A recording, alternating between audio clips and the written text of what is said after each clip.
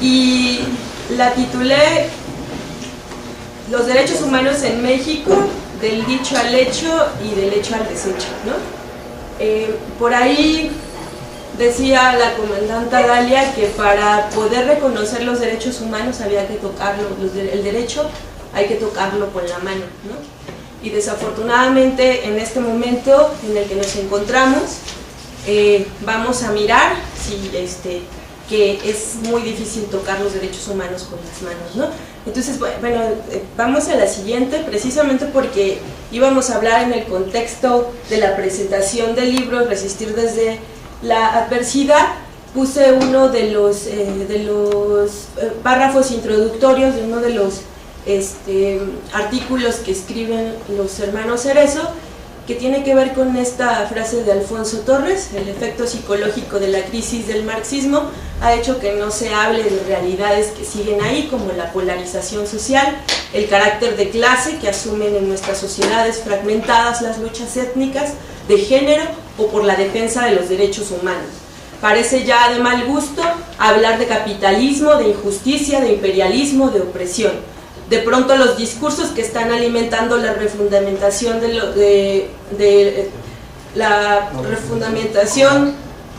los discursos análisis de la sociedad hablan de desarrollo técnico, científico, de robotización, de globalización, y todo esto, bueno, que ustedes pueden leer ahí, tiene que ver con las nuevas palabras, o no sé si son nuevas, pero que también intentan como tapar cuestiones que van más de profundidad en la realidad que vivimos ahora. Seguimos con la otra. Bueno, nos vamos a la presentación, como la primera lámina, porfa, para un poquito.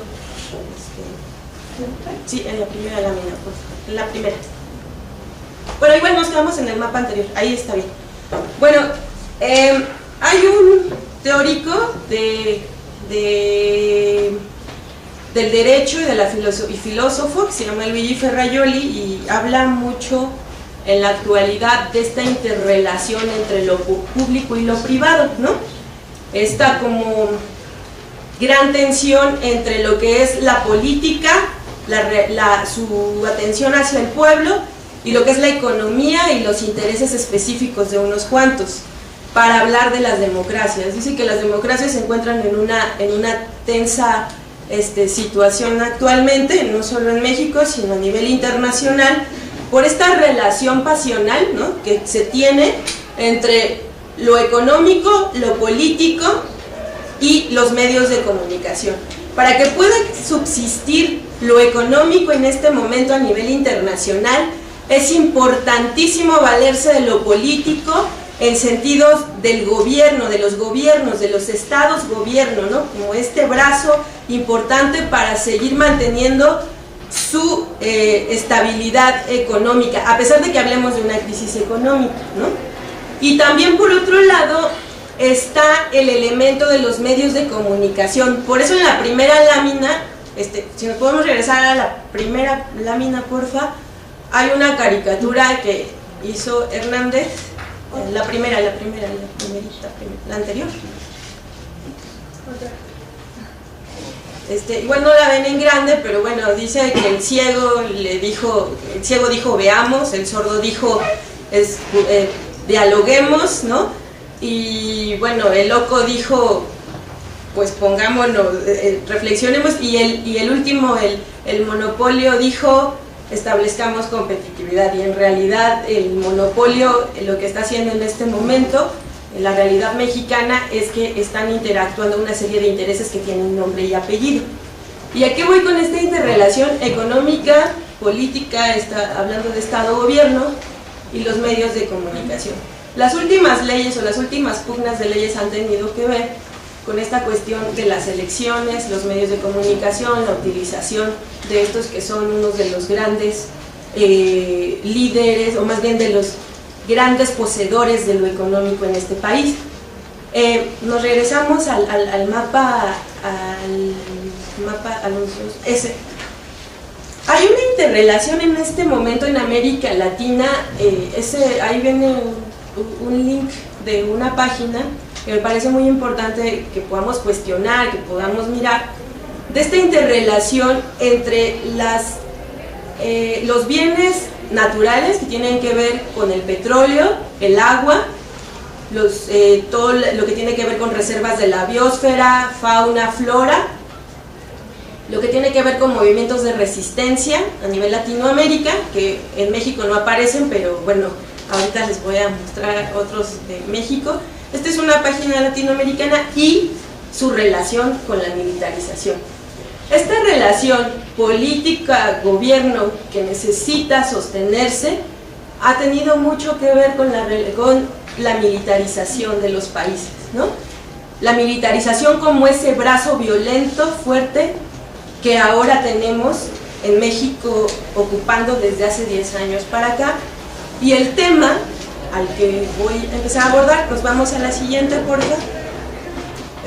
Esos son dos mapas de México, uno que tiene que ver con los recursos naturales, con la cuestión de los megaproyectos, las empresas. Todavía hace falta hacer como un análisis mexicano, geográfico, de lo anterior que les presenté, porque hace falta como mirar dónde están ubicados los movimientos de resistencia, el tema del auge de la militarización y los elementos de las reservas de la biosfera. Sin embargo, hay un libro que igual, aunque es de 2004, pero aún es vigente, se llama Biodiversidad, Desarrollo, Sostenibilidad y Militarización, y eso nos puede dar algunos elementos de cómo se ha ido extendiendo el tema de la militarización con su relación en cuanto a la protección de los bienes naturales, ¿no?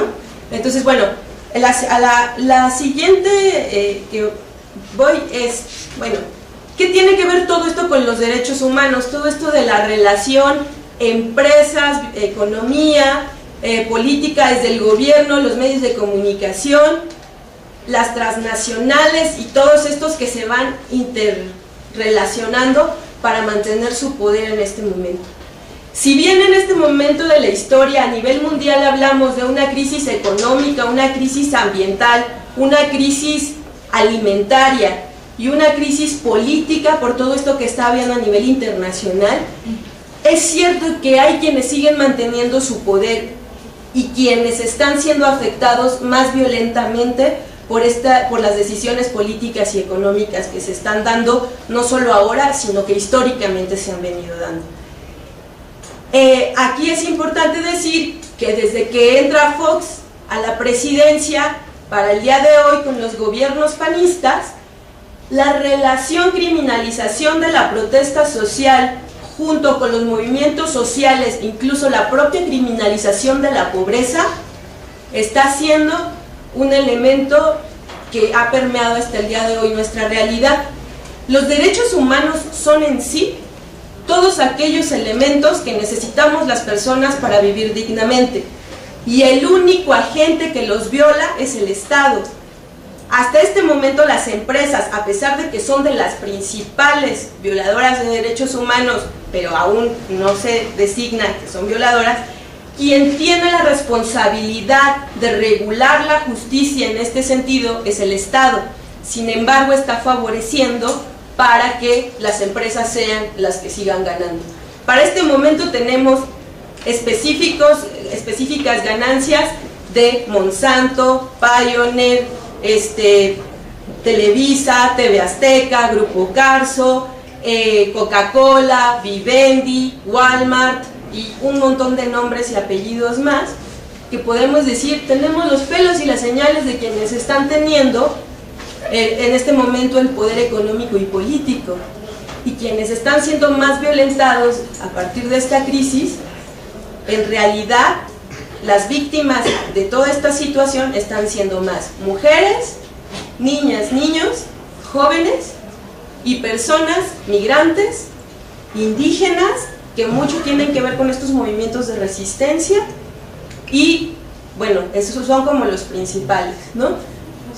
Si eso lo ponemos en el discurso actual de los derechos humanos para el Estado, mucho ojo, no es lo mismo decir derechos humanos desde el gobierno a derechos humanos desde las luchas sociales y desde este sentido de quien es el agente violador de derechos humanos único es el Estado.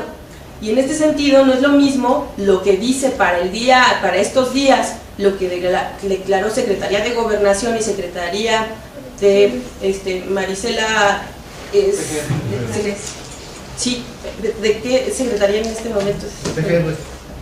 TPGR, y bueno, en este caso Calderón, y a partir de las principales secretarías, que en este caso dependen del Ejecutivo, que dicen que los derechos humanos hicieron una declaración en 3 ejes, y dicen primero, los derechos humanos como una política de Estado que debe permear todas sus actividades y estar presente en los 3 órdenes de gobierno. El gobierno federal seguirá trabajando en el proceso de institucionalización de la Comisión Nacional de Derechos Humanos. Y tercero, la Estrategia Nacional de Seguridad reafirma la protección de los derechos humanos. Al principio yo les decía el título del dicho al hecho y del hecho al desecho. ¿Por qué? Porque la Ley de Seguridad Nacional actualmente propuesta por el Ejecutivo y por las fuerzas militares proponen esos 3 elementos que no se ven tanto ahí, pero están hablando, por un lado, de lo que es una realidad, pero ahora quieren legitimar a través de una ley. Uno es que no me va hasta allá, pero aquí lo tengo. Regulación de la participación de la Fuerza Armada permanente en las labores que no le corresponden, es decir, estar en las calles. Al ejército, desde el artículo 21 de la Constitución, no le corresponde estar en las calles. La criminalización de la protesta social, la defensa de los derechos humanos, el ejercicio de la libertad de expresión, en los activistas, en las personas que defendemos derechos humanos y libertad de expresión. Para el día de hoy, el asesinato a periodistas en México y la desaparición, así como la agresión a defensoras y defensores, es una realidad. Si lo miramos en términos concretos, hay un recurso en este momento destinado a la protección de defensores y periodistas que no se ha ejercido y que hasta este momento no tenemos respuesta.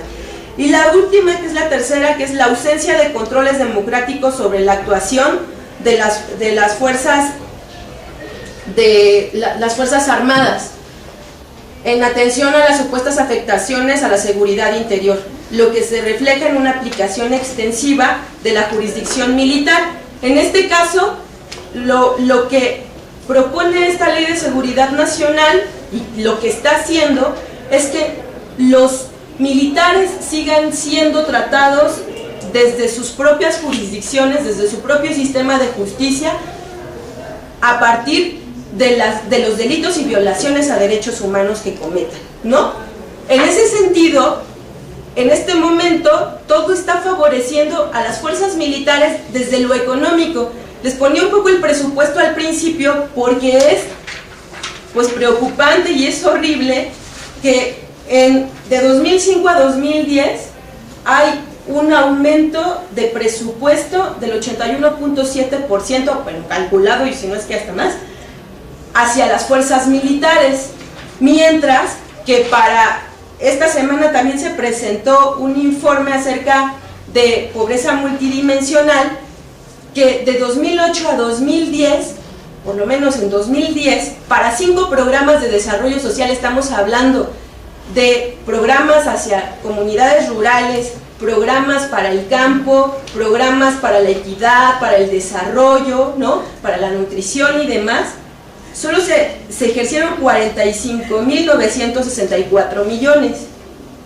Esto ejercido relativamente, ¿por qué? Porque para el día de hoy México se encuentra por debajo de la tasa de nutrición a nivel internacional. Estamos por debajo de Honduras en cuanto a desnutrición, ¿no? Y hay un estudio del Instituto Nacional de Nutrición que dice que pues las mamás le compran Coca a los niños, ¿no?, en vez de agua para tomar.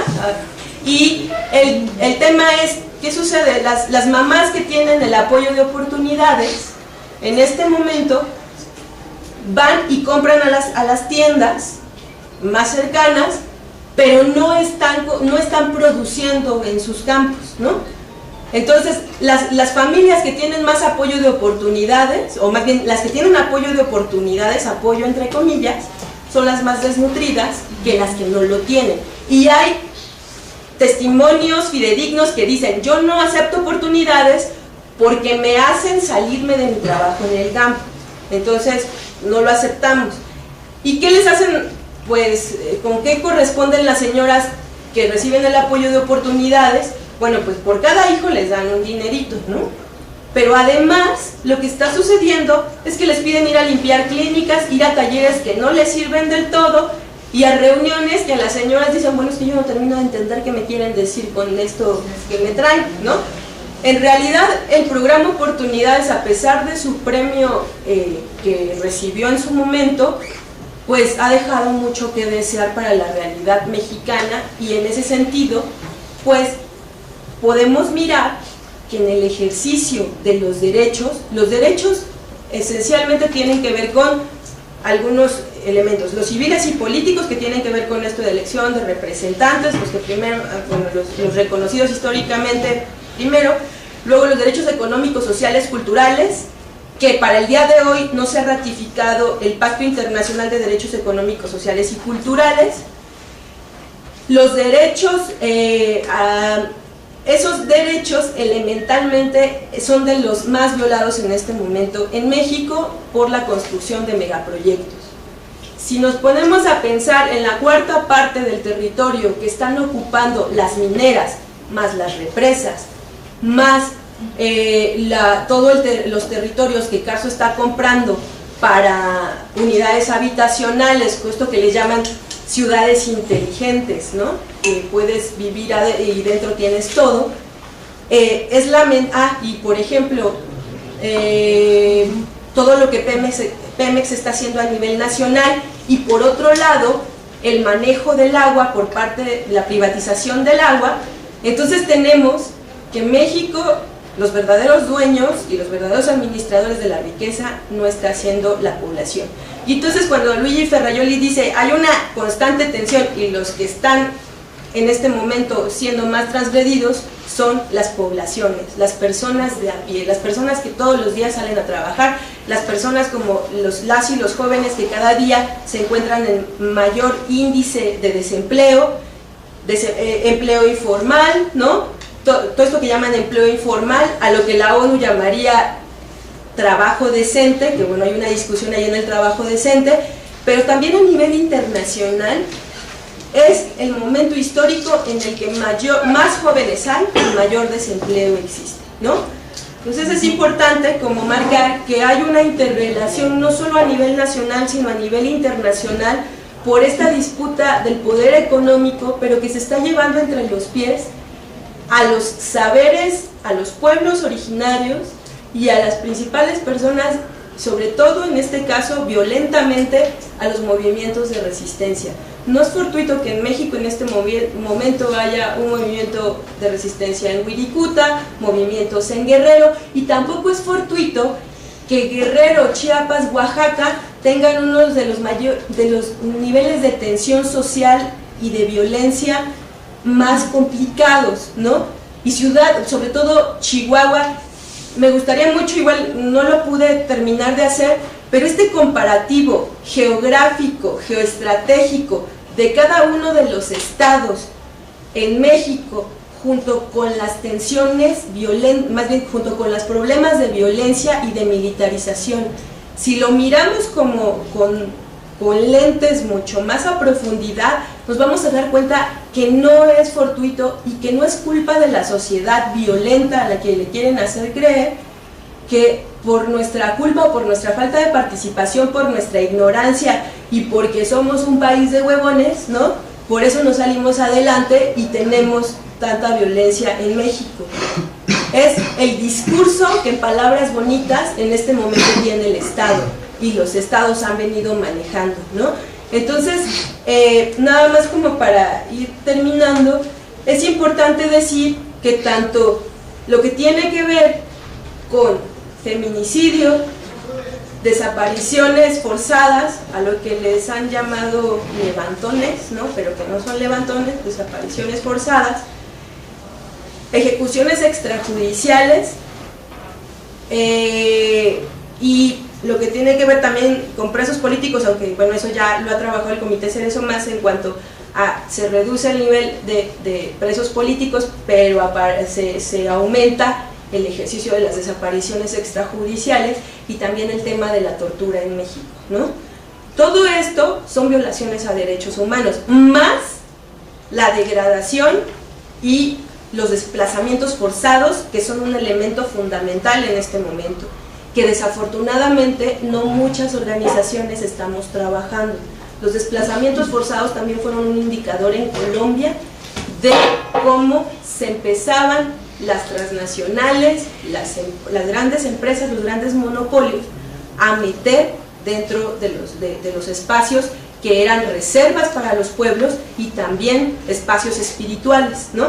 Entonces, esa es una relación bastante importante, que es importante decir que esto de las violaciones a derechos, esas son violaciones a derechos humanos, por tanto, el Estado tiene que responder ante ellas.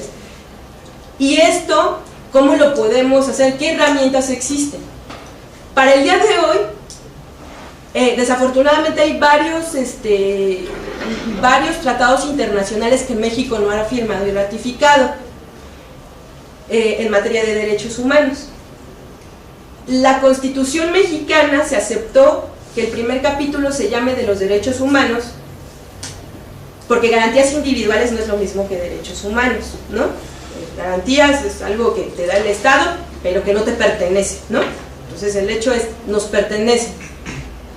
Hay una reforma constitucional que reconoce los derechos humanos, pero que también hay otras reformas que reconocen el derecho a la alimentación, el derecho al medio ambiente, el derecho al agua, y por tanto los reglamentos tendrían que estarse generando, bueno, leyes y reglamentos para poder respetar esos derechos, pero después de las leyes y los reglamentos tendría que pasar el presupuesto para cada uno de estos ejercicios y por otro lado generar política pública, es decir, acciones de parte del Estado para que se puedan cumplir con estos derechos.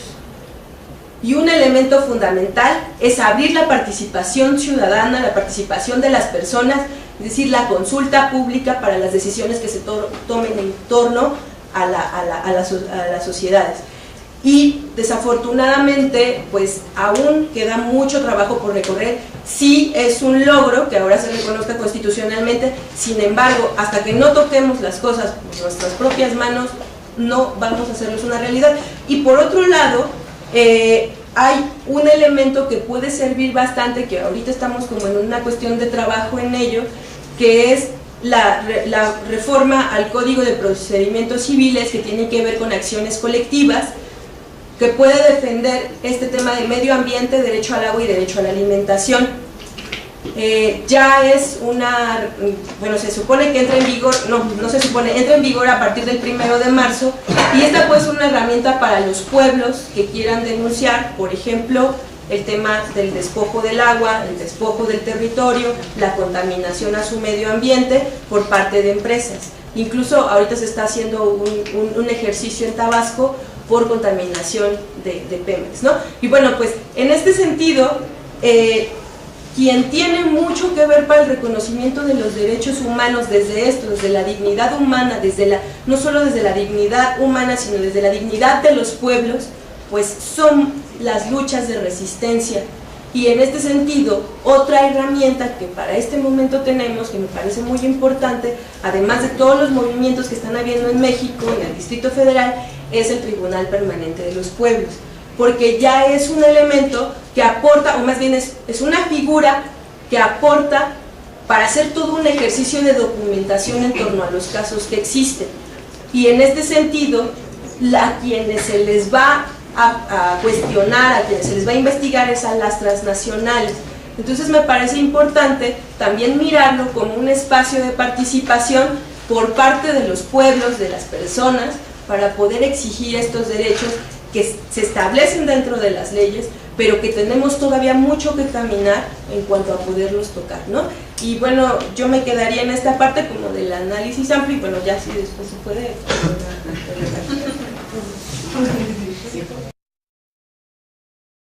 En México, del dicho al hecho y del hecho al desecho, ¿no? Por ahí decía la comandanta Dalia que para poder reconocer los derechos humanos había que tocarlo, el derecho hay que tocarlo con la mano, ¿no? Y desafortunadamente en este momento en el que nos encontramos vamos a mirar que es muy difícil tocar los derechos humanos con las manos, ¿no? Entonces, bueno, vamos a la siguiente, que asumen en nuestras sociedades fragmentadas las luchas étnicas, de género o por la defensa de los derechos humanos. Parece ya de mal gusto hablar de capitalismo, de injusticia, de imperialismo, de opresión. De pronto los discursos que están alimentando la refundamentación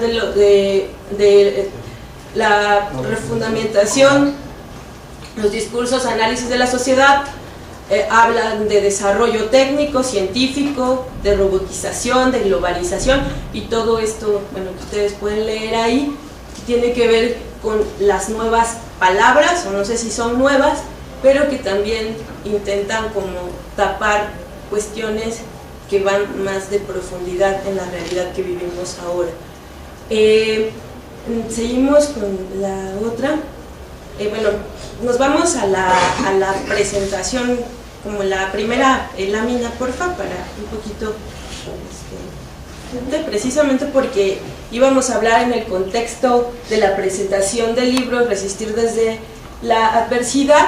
Puse uno de los párrafos introductorios de uno de los artículos que escriben los hermanos Cerezo, que tiene que ver con esta frase de Alfonso Torres: el efecto psicológico de la crisis del marxismo ha hecho que no se hable de realidades que siguen ahí, como la polarización social, el carácter de clase,